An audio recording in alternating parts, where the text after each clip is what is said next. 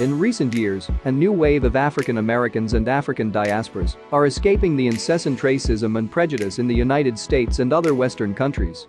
From Ghana and the Gambia to Senegal, communities are emerging in defiance of conventional wisdom that Africa is a continent everyone is trying to leave. Ghana is the most preferred destination among the many arriving in Africa for a visitor to stay.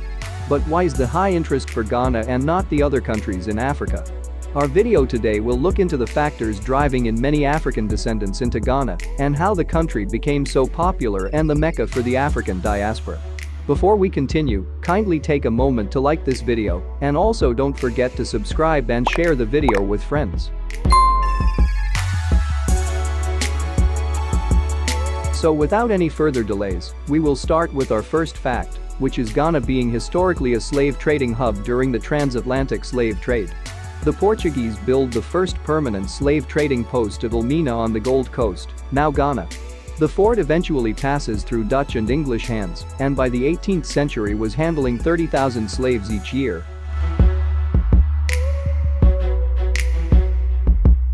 According to documented history, between 1650 and 1900, 10.2 million enslaved Africans arrived in the Americas from the 8 regions in Africa used for the slave trade. About 80% of the Africans who were enslaved and transported in the transatlantic slave trade went through the many castles and forts which can be found in Ghana. This comes as no surprise, since there are currently an estimated 40 slave castles, or large commercial forts built on the Gold Coast of West Africa, now Ghana, by European traders, which is the largest number found in any country in Africa.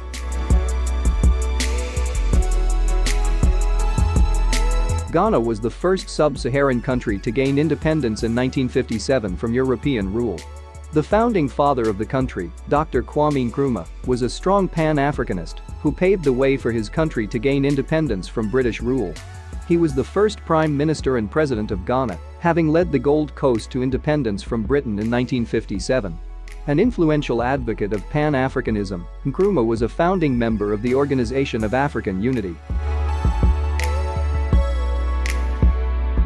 Nkrumah's Pan-Africanism journey started during his 12 years abroad pursuing higher education, developing his political philosophy, and organizing with other diasporic Pan-Africanists. While studying in the United States, Nkrumah was influenced by Marcus Garvey, Du Bois, the socialist writings of German political philosopher Karl Marx, German political economist Friedrich Engels, and Russian revolutionary leader Vladimir Lenin. He formed an African students' organization and became a popular speaker, advocating the liberation of Africa from European colonialism.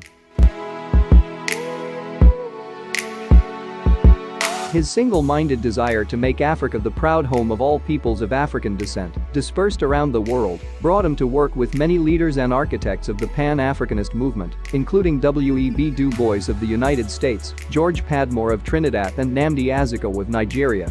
He was one of the organizers of the historic Fifth Pan-Africanist Congress in Manchester, England, more than half a century ago, a congress which proved decisive in the struggle against foreign rule in Africa and against racial oppression in the West, and which demonstrated a remarkable unity between continental Africans and Africans in the diaspora.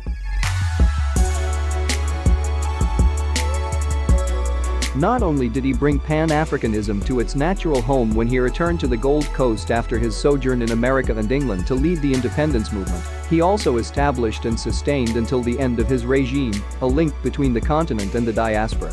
After helping Ghana gain independence from British rule, Nkrumah made Padmore his advisor and invited the grand old man of Pan-Africanism, Du Bois, to live out his last days in Ghana. This invitation was also extended to Africans in the diaspora to come and live and help build the newly formed African country, Ghana.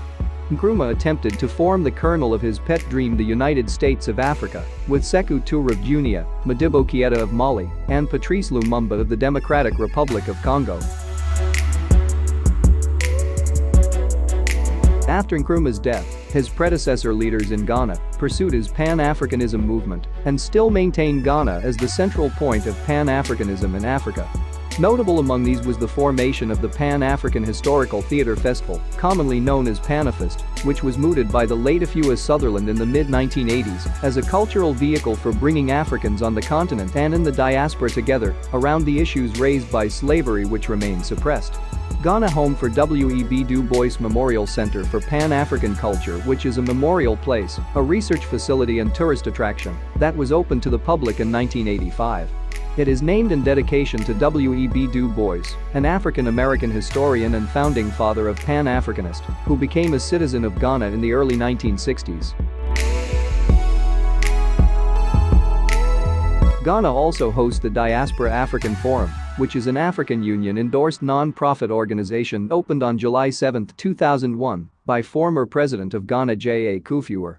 The Diaspora African Forum was and remains the first and only African diaspora organization in the world with diplomatic status, enabling the organization to accomplish groundbreaking work in diaspora advocacy at the highest levels of government in Ghana and Africa in general.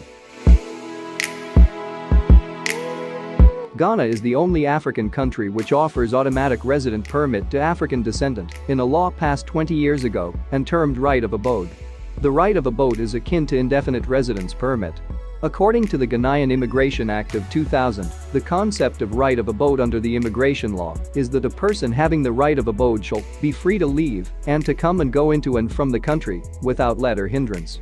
The holder is generally not subject to immigration control and may engage in work or employment without the need to obtain a work permit and leads to citizenship after a few years of stay in the country. This law has no doubt been a contributing factor in attracting many African descendants resettling in the country. Ghana First President Kwame Nkrumah officially invited African descendants to resettle in Ghana after the country gained independence in 1957. Although this wasn't much patronized back then, in recent years there has been an increasing number of Black Americans and Caribbean moving to Ghana. They see it as a place of opportunity, free of the stress of living while Black in America. According to available statistic from 2014, an estimated 3,000 African American and Caribbean descent were living permanently in Ghana. This figure is estimated to have increased to over 15,000 within the last 6 years, making Ghana currently the only country with the largest African diaspora community. In the year 2019, Ghana declared a year of return for African descendants around the world to mark 400 years since the first Africans enslaved were brought to the Americas. In a huge tourism push, the country brought in celebrities from Idris Elba and Naomi Campbell to U.S. House Speaker Nancy Pelosi and 12 members of the Congressional Black Caucus. The program helped promote Ghana's image internationally, and it is estimated that over 1 million people from the diaspora visited the country. The Ghanaian officials are building on that upswing with a 10-year program termed Beyond the Return, launched in June this year, to entice people to keep their talents and resettle in Ghana. These successful events have proven to be a great source of enticing many descendants seeking to return to Africa. According to Ghanaian officials, the country is making a pathway to citizenship easier for foreigners and reforming the visa process to make the country more accessible to travelers. It hopes to increase tourists' visits from 1 million to 8 million by 2027. Following the Ghanaian president call on the African diaspora to return home during the year of return, arrangements were made with local chiefs, who offers free lands for the new returnees to settle in the Ghanaian local communities. This initiative have attracted various diaspora groups building up eco-cities in various parts of the country. Popular among this initiative is the 5,000 acres of land offered for free by the Asebu town in the western region of Ghana for the formation of the Asebu Pan-African Village. Ghana is perhaps the only African country with a long stable democracy and healthy economy. This makes the place a safe all-weather travel destination. The country is also one of the safest countries in Africa. While crime may be rampant in some other tourism destinations in Africa, it is an uncommon occurrence in Ghana, and visitors rarely have any problems, regardless of where they travel. Guns are illegal in Ghana, so gun violence is almost non-existent. The country is extremely hospitable to tourists. This is a country where tranquility prevails, even during the elections. All these makes the country attractive to many Africans in the diaspora who want to visit or resettle on the continent. In all of West Africa, there are only 5 English-speaking countries: Gambia, Ghana, Liberia, Nigeria and Sierra Leone. Of these 5, if one wish for a safe country, stable democracy and tourism infrastructure, then Ghana is clearly the place to travel. This has no doubt a contributing factor in attracting the many Africans diaspora who are often native English speakers. Ghana is certainly one of the most welcoming country in Africa, and Forbes magazine once ranked Ghana as the 11th friendliest country on earth. In 2017, Jumia Travel, an online travel service, also gave Ghana recognition for being among the most friendly nations on earth.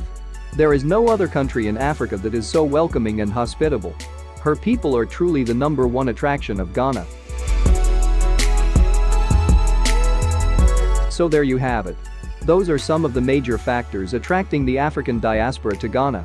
As Ghana is offering African Americans and the African diasporas the chance to move to Africa, with government officials telling them to come home and leave a place where they are not wanted, it is the wish of many that the other 53 countries in Africa will learn from the Ghana example and extend a welcoming hand to the estimated 400 million African descendants leaving across the globe, whose skills and monetary power can contribute and help speed development on the continent.